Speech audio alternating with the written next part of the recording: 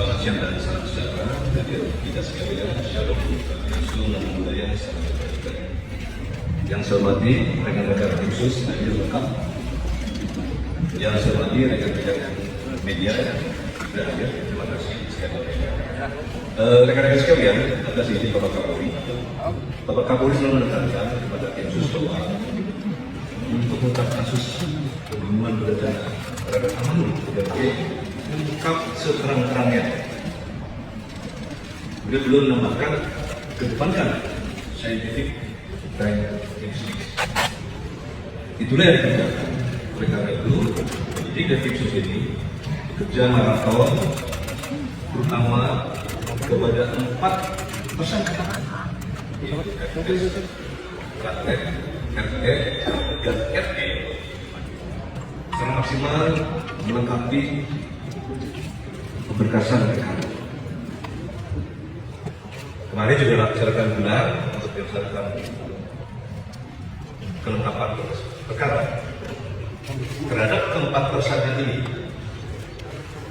Penyidik insya Allah selesai ini akan menyerahkan berkas perkara 4 tersangka tersebut kepada kejaksaan selaku JP, jaksa penuntut umum. Selesai dari sini.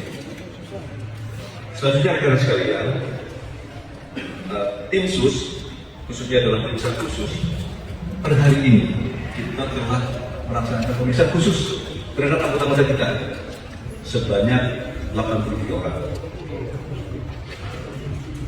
Kemudian yang sudah direkomendasi untuk penempatan khusus sebanyak 35 orang yang sudah direkomendasikan. Yang sudah melaksanakan paksus, yang sudah ditempatkan khusus sebanyak 18, tapi berkurang 3. Berkurang 3 yaitu satu FS yang sudah jadi tersangka, RR yang sudah jadi tersangka, dan RE yang sudah menjadi tersangka. Kemudian rekan-rekan sekalian, dari personil yang sudah dipaksuskan di dalam 15 orang, penyidik melakukan pemeriksaan mendalam, maka terdapat 6 orang dari hasil pemeriksaan yang patut diduga melakukan tindak pidana, yaitu obstruction of justice, menghalangi penyidikan. Oleh karena itu, dalam waktu dekat berjalan namanya tentu 1 FS, kedua BJPAK, yang ketiga KBP ANT, yang keempat AKBP AR, yang kelima Kompol BW, dan yang keenam Kompol CP. Kalau FS ini juga, dan yang kelima yang sudah dipaksuskan ini dalam waktu dekat juga akan kita limpahkan ke penyidik. Nanti secara teknis kita menjelaskan pasal pasalnya, saya kira nanti teknisnya. Oleh karena itu nanti akan dilakukan di tingkatan penyidikan lebih lanjut, nanti akan dijelaskan oleh Pak Istri. Rekan-rekan sekalian, penyidik juga telah melaksanakan pemeriksaan mendalam dengan scientific investigation, termasuk dengan alat bukti yang ada, dan sudah dilakukan gelar perkara. Maka penyidik telah menetapkan saudari PC sebagai tersangka. Dan nanti prasangka pasal tadi sudah penyidik yang akan menjelaskan. Selanjutnya rekan sekalian, penyidik juga akan melakukan gabungan. Kemudian rekan-rekan sudah mendengar ada 2 laporan polisi yang sudah dihentikan oleh polisi. Maka sudah menjadi tanggung jawab tim sus gabungan yang terdiri dari Irwasum, Kabar Reskrim, dan Propam akan melaksanakan audit investigasi terhadap 2 laporan polisi yang diterbitkan oleh Polres Jakarta Selatan. Ini sudah berjalan. Tentu hasilnya nanti berikutnya. Tapi intinya dengan lanjutkan 2 itu tersebut kita akan lakukan pendalaman melalui audit investigasi. Inilah poin-poin yang dapat saya sampaikan. Tentunya ke depan tim sus terus akan melakukan pemeriksaan terhadap anggota-anggota yang itu diduga terlibat dalam kasus pembunuhan berencana terhadap almarhum PKD. Kami dari tim sus dan Bapak Kapolri menyampaikan ucapan terima kasih kepada tentunya Komnas HAM dan Kompolnas yang terus melakukan pengawalan dan pengawasan dalam proses penanganan kasus ini. Kami juga mengucap terima kasih pada rekan media dan masyarakat Indonesia yang memberikan support dan dukungan kepada Amerika Serikat sehingga kita bisa mempermudah pengungkapannya secara terang benderang dan transparan. Saya kira itu poin-poin dari saya. Selebihnya nanti dari Pak Resi akan menjelaskan. Sekian, terima kasih. Assalamualaikum warahmatullahi wabarakatuh.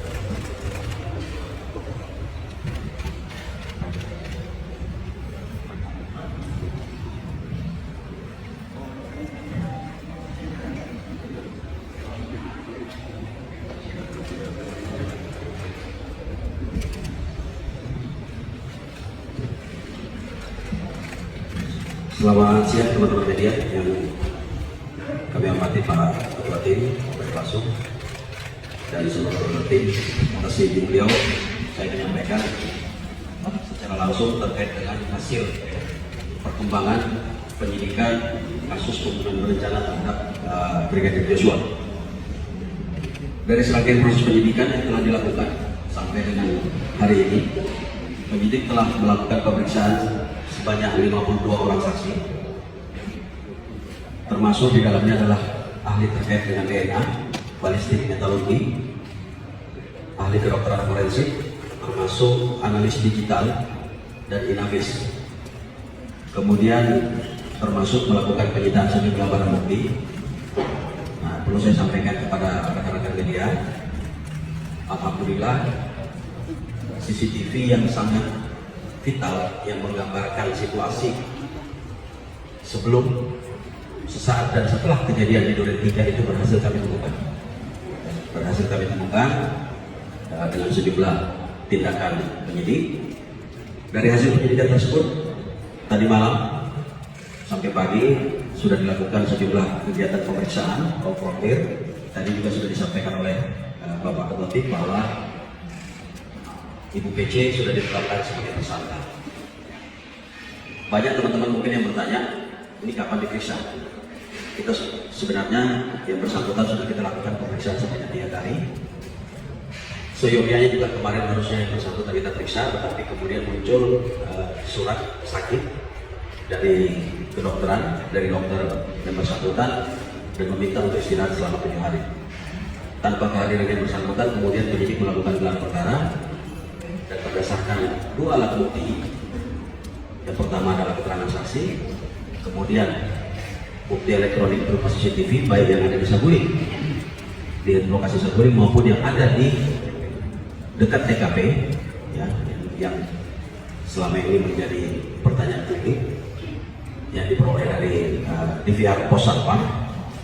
Inilah yang menjadi bagian daripada circumstantial evidence atau barang bukti tidak langsung yang menjadi petunjuk bahwa PC ada di lokasi sejak di Saguling sampai dengan di Duren 3 dan melakukan kegiatan-kegiatan yang menjadi bagian daripada perencanaan pembunuhan terhadap Brigadir Joshua.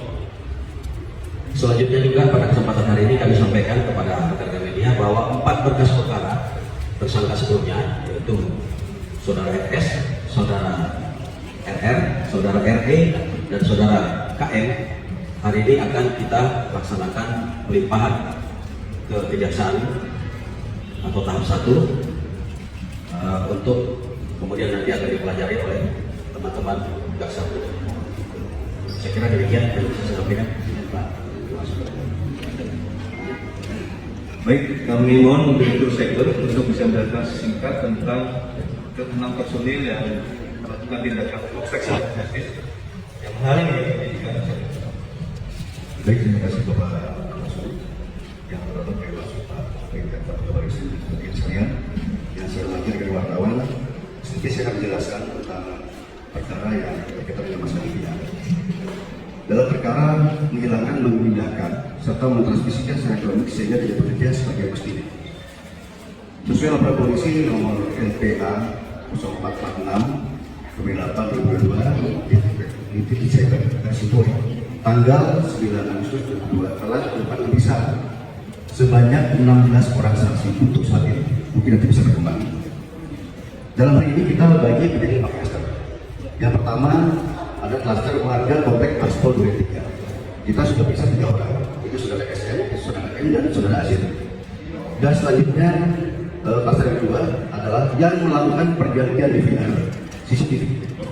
Kita sudah melakukan pemeriksaan sebagai saksi sebanyak 4 orang. Itu saudara F, AKP IW, AKP PAC, dan pelaku. Dan klaster yang ketiga adalah melakukan pemindahan, transmisi, dan melakukan pengusahaan. Yaitu ada 3 orang di dalam pemeriksaan. Yang pertama Kompol TW, Kompol CP, dan AKP AD.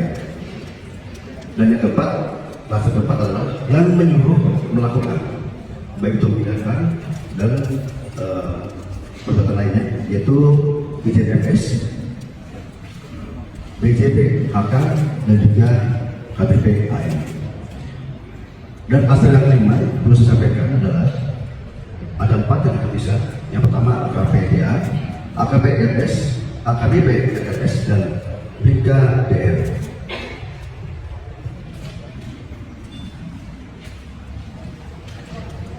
Adapun barang bukti yang sudah kami sita sampai saat ini ada 4 buah. Yang pertama harddisk eksternal merek WD. Yang kedua adalah tablet Microsoft Surface. Dan yang ketiga DVR CCTV yang ada di Aspol Media. Dan yang keempat laptop merek Dell. Ini sudah DPP. Adapun untuk pasal yang dipersangkakan tadi dari Pak sudah menyampaikan, saya jelaskan, yaitu pasal 32 dan pasal 33 Undang-Undang ITE. Ini ancamannya lumayan tinggi. Dan juga pasal 221 serta pasal 223 KUHP, dan juga pasal 55 dan pasal 56 dan pasal 56 KUHP. Adapun yang tidak lanjut yang melanjutkan, yang pertama kita akan selalu koordinasi dengan Lapus Mabespori, yang mana ada beberapa barang bukti yang masih kita serahkan di lapor yang perlu kita berdasarkan seperti apa. Dan juga kita akan berkoordinasi dengan Kejaksaan Agung, DPU berkaitan dengan masalah penanganan kasus selanjutnya.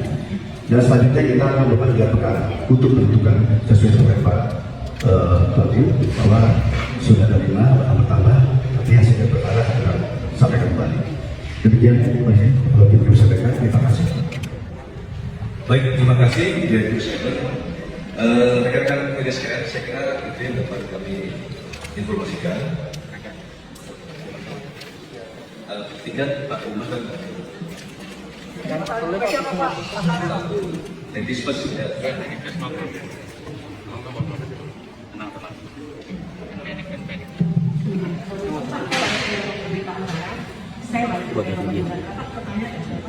pertama untuk Pak Iwasu terkait tadi sambung dengan protokol 7 nomor 22 itu kan statusnya apakah sudah dapat PDH atau bagaimana? Yang kedua tentang PC Pak, Bu Edi sudah dapat sebagai tersangka. Ini apa ditahan atau tidak? Kalau ditahan apa pertimbangannya? Kalau tidak apa pertimbangannya? Begitu dulu Pak, terima kasih. Langsung saya jawab ya. Baik. Masalahnya bagaimana Pak? Masalahnya apa ini Pak? Tadi Pak Adi sudah nyampaikan.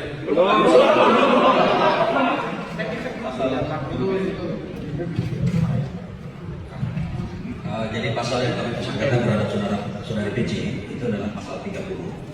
Surat lagi pasal 340, subsidiar 338, junto pasal 55, junto pasal 56 KUHP. Perannya Pak? Sudah dijawab ya. Perannya apa Pak? Baik, yang berkaitan dengan propos tadi dari angkatan ya. Dari propos sudah melaporkan bahwa ini masih dalam proses pemberkasan. Insya Allah dalam waktu dekat dalam dilakukan sidang kode etik, tapi itu bisa digini, tapi paling tidak berikutnya.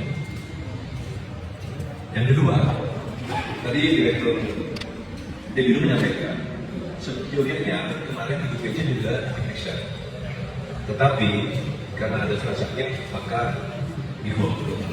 Walaupun tetap dilakukan gelar perkara dan ditetapkan sebagai tersangka, maka saya harus berkoordinasi dengan dokter serta nanti status akan ditetapkan kembali. Saya kira itu. Belum.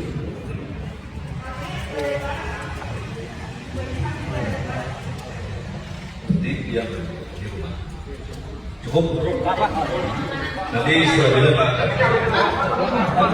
Baik, terima kasih. Assalamualaikum.